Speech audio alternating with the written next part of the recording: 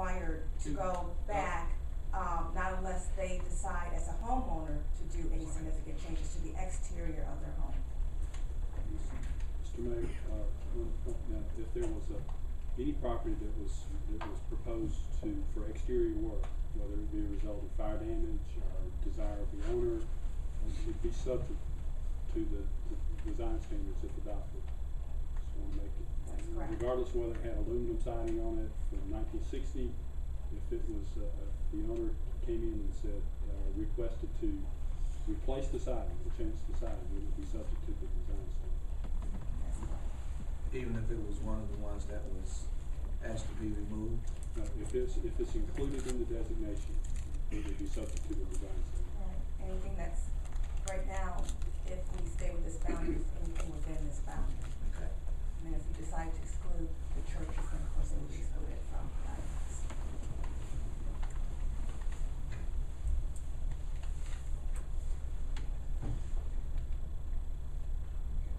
Thank you, ma'am. Oh, Mr. Mayor, All right. I have one more question.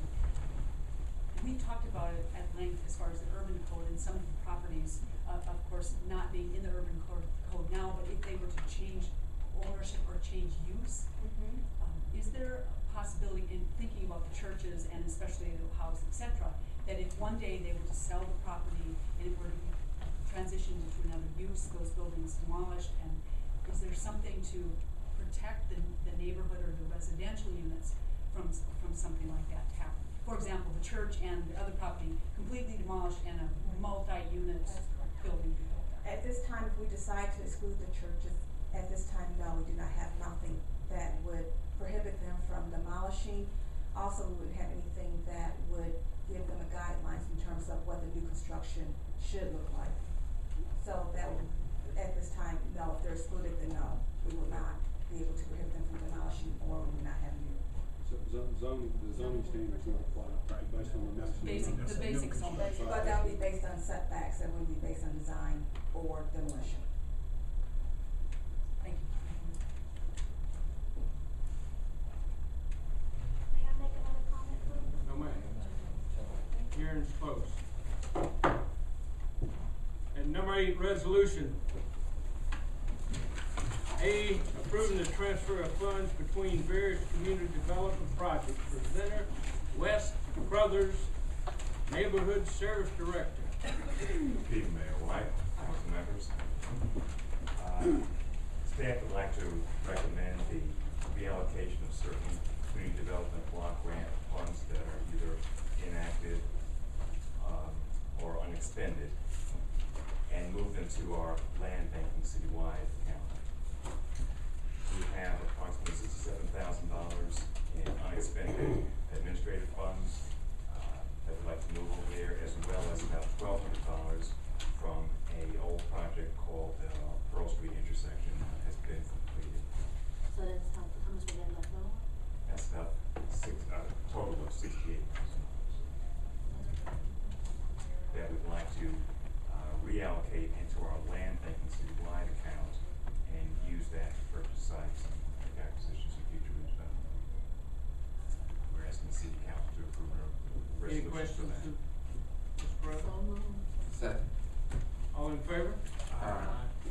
Thank you, sir.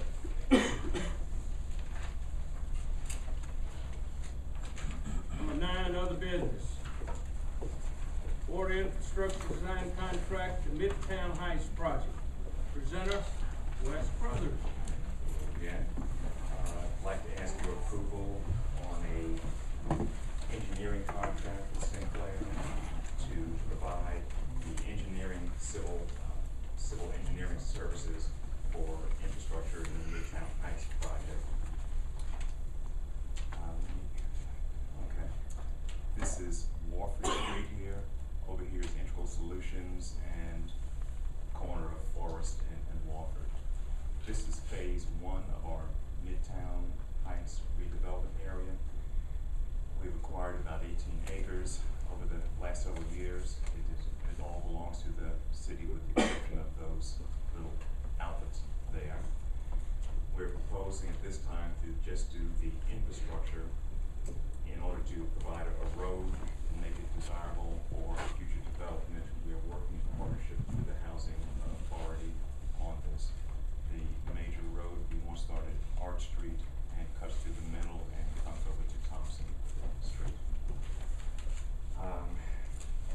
Sinclair Engineering is out of Duncan, South Carolina. We did a procurement process called Piggyback. The housing authority had already gone through a procurement process which mirrored our procurement services. And they had awarded two engineers. We selected Duncan for their proximity and also their experience with the city. And we are making recommendations that you allow city manager to negotiate a contract with them to provide engineering services regarding the infrastructure, road, street, sewer, in Midtown Heights. Any questions? Any questions, Mr. Crothers? Like a motion, excuse me, Mr. Mayor, I'd like to make a motion to approve Mr. Carruthers on the approval of the term. Second. All right, second by Joe, Councilman Spiger. All in favor? Aye. Any opposed? Thank you, Mr. Crothers. Thank you. All right. City Council update. Mr. Mayor, Yes, sir, Mr. Reader. first of all, I would like to thank the Mitch Kennedy, staff and all the persons from the city of Spartanburg that came out and helped with the preparation for the grand opening of C.C. Wilson Center.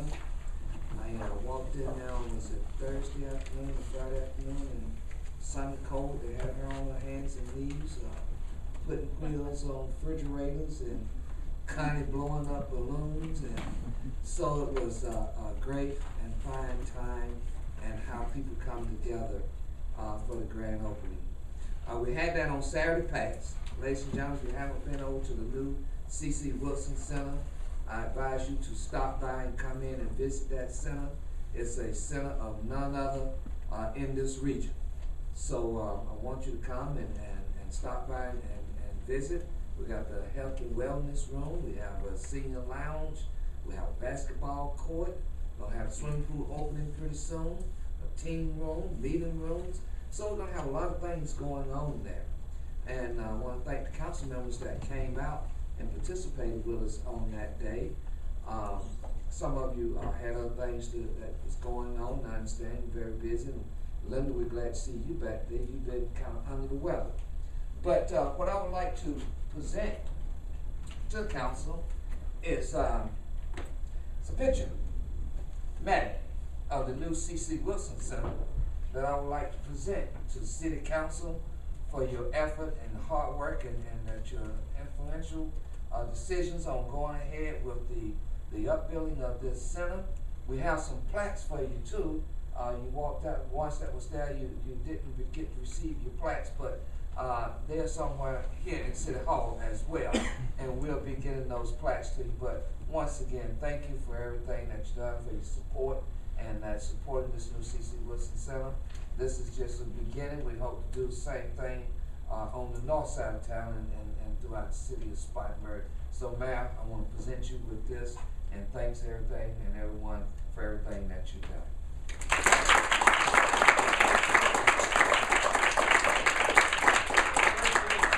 For the city council. All right. Thank you very much. Any other updates? Just one more thing, on Thursday, the Municipal Association at 6:30, we're gonna have a workshop, there, at the, Marriott, and, Joe Newton, that's going to be, there doing the, workshop, so, council members that can come out and, be with us, we really appreciate that, and, coming out and joining us. And we had a fine time there in Washington. I was there, Renee and Mr. Rice.